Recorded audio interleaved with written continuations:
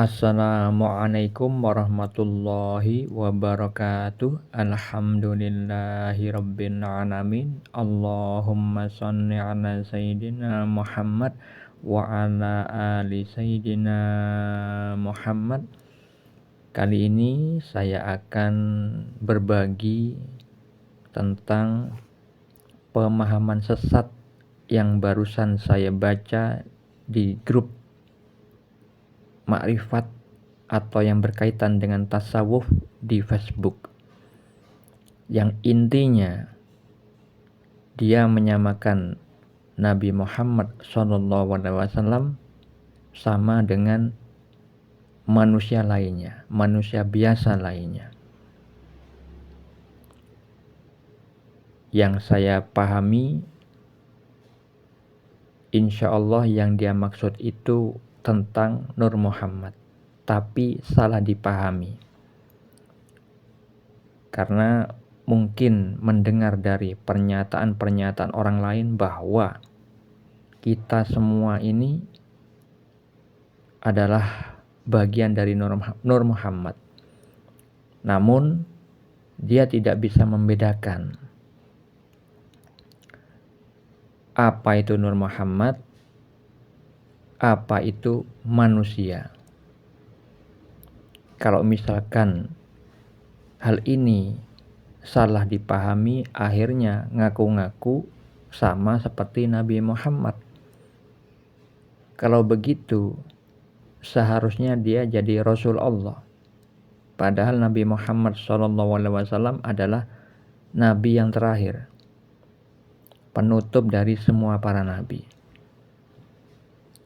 Dari fisiknya saja tidak sama. Nabi Muhammad SAW ada tanda kenabiannya di badannya, sedangkan manusia biasa tidak punya. Keringat Nabi Muhammad SAW itu wangi. Keringat manusia lainnya kecut. Jari jemarinya Rasulullah SAW itu bisa mengeluarkan air di sela-selanya. Sedangkan manusia biasa tidak bisa. Beliau SAW bisa bicara dengan malaikat, sedangkan manusia biasa tidak bisa. Dan masih banyak keistimewaan yang lain. Secara fisik Nabi Muhammad SAW, apalagi batinnya beliau, itu tidak sama dengan manusia biasa. Beliau bersabda kepada Aisyah radhiyallahu anha ketika ditanya apakah akan tidur sebelum melakukan sholat witir, beliau menjawab bahwa mata beliau itu tidur, namun hatinya tidak tidur. Yang bermakna bahwa tidurnya beliau itu masih tetap zikrullah, mengingat Allah, dan salah satunya adalah seringkali mendapatkan mimpi, petunjuk dari Allah Subhanahu wa taala, sebagaimana contohnya sudah saya sering sampaikan pada video-video sebelumnya. Misalkan di dalam surat Al-Anfal itu petunjuk melalui mimpi yang diberikan kepada Nabi Muhammad SAW tentang takdir yang akan terjadi, mimpi tentang pengajaran ilmu syariat, seperti hanya yang disebutkan di dalam hadis riwayat Al-Bukhari, mimpi tentang bersiwak yang mengandung pengajaran tentang adab, mendahulukan orang tua daripada anak yang masih muda, dan mimpi tentang hukuman orang-orang ahli maksiat. Juga itu diberikan pengajaran oleh Allah Subhanahu wa taala melalui mimpi, yang mana mimpi adalah bagian dari syariat Islam. Banyak dalil yang menjelaskan tentang mimpi dan juga tentang ilmu takwil mimpi. Beliau Nabi Muhammad SAW itu ahli takwil mimpi, ahli memaknai mimpi. Selain beliau juga Nabi Yusuf alaihissalam, sahabat beliau Abu Bakar Siddiq radhiyallahu anhu juga ahli takwil mimpi. banyak sekali keistimewaan Nabi Muhammad SAW.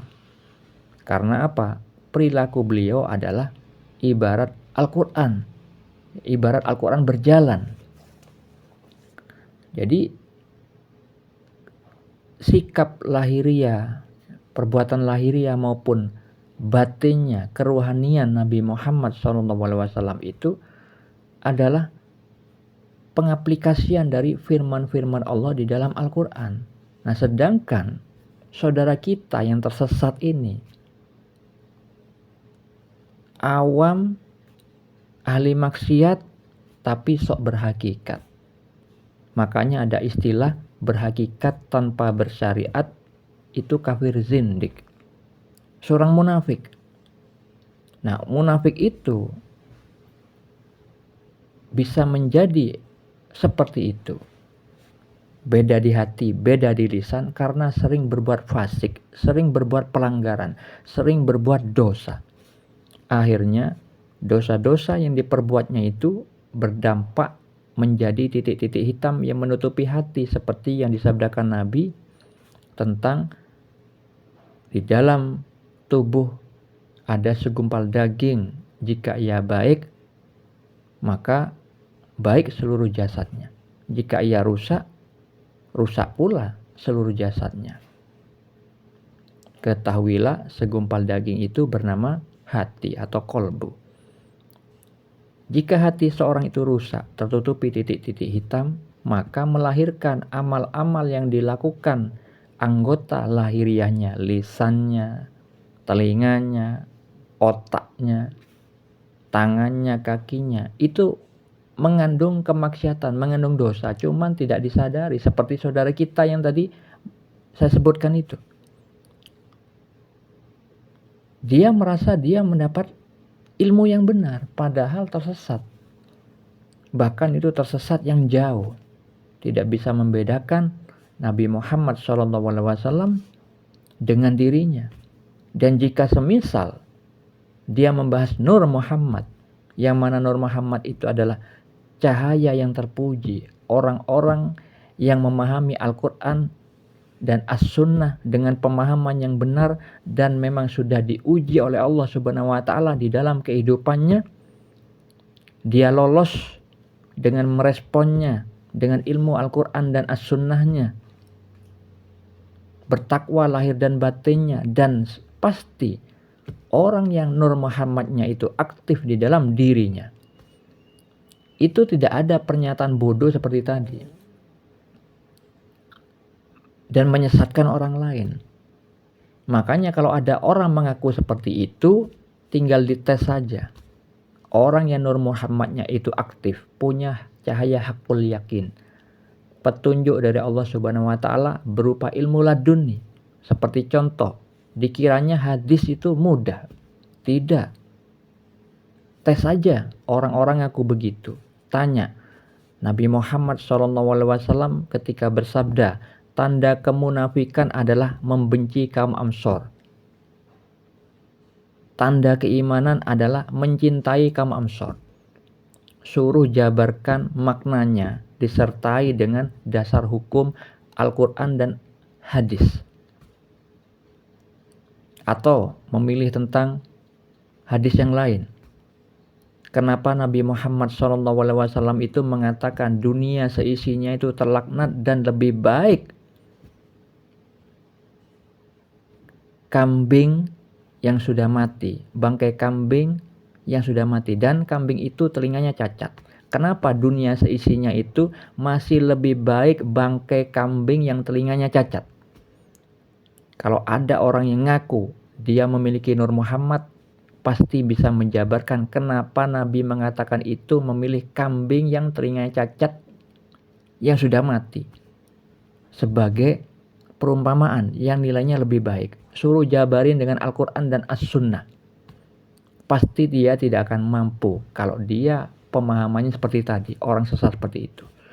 Jadi orang yang memiliki Nur Muhammad itu adalah orang bertakwa lahir dan batin dan sudah mengetahui kalam-kalam hakikat dari Allah Subhanahu wa Ta'ala, dan dia pasti paham makna-makna ilmu hakiki dari Al-Quran dan As-Sunnah. Semoga bermanfaat dan jangan sampai tersesat. Assalamualaikum.